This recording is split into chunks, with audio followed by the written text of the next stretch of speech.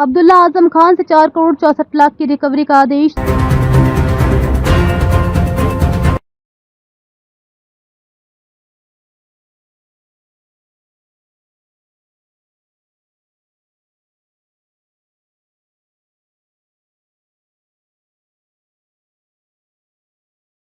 Samajwadi party के वरिष्ठ नेता मोहम्मद आजम खान के बेटे और पूर्व विधायक अब्दुल्ला आजम खान के खिलाफ वसूली की आरसी जारी की गई है। रामपुर के डीएम कार्यालय से 4 करोड़ 64 लाख रुपए वसूली के लिए ये आरसी जारी हुई है। स्टाम्प ड्यूटी की चोरी मामले में रामपुर के एडीएम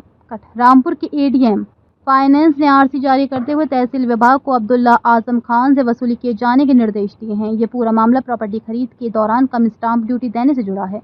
दरअसल अब्दुल्ला आजम खान ने बेनसीर और घाटमपुर में 3 अलग अलग नंबर की ज़मीनें खरीदी थीं, जिस पर जिलाधिकारी रामपुर द्वारा तय सर्किल रेट से कम स्टाम्प ड्यूटी देने का केस दर्ज कराया गया था।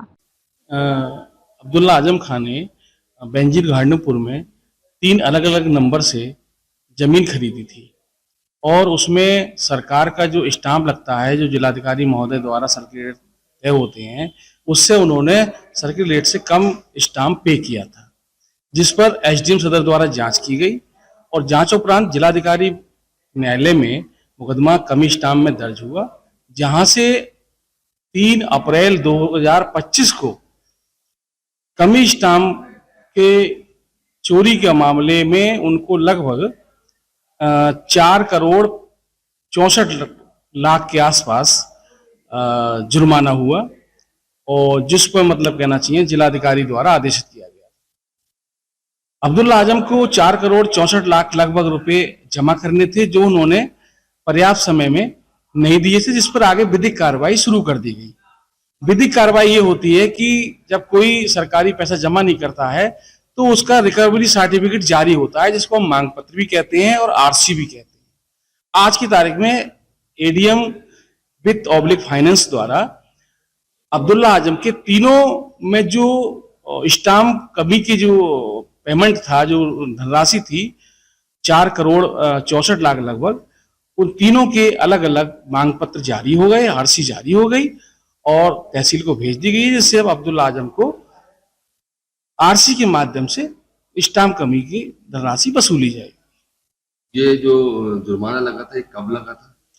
ये जिलाधिकारी महोदय ने 3 अप्रैल 2025 को आदेश किया था।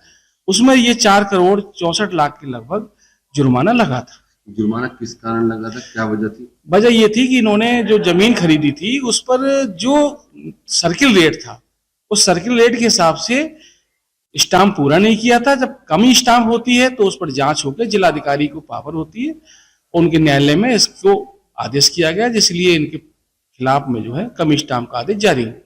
ये आरसी कटने के बाद क्या होता है? आरसी कटने से क्या?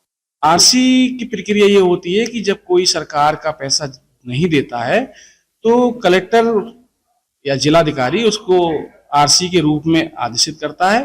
वो आरसी एडीएम फाइनेंस द्वारा काटी गई है और वो वसूली के लिए तहसीलदार सदर के पास गई है और वहां से तहसील प्रशासन उचित और विधिक कार्रवाई करके उसमें आरसी वसूले।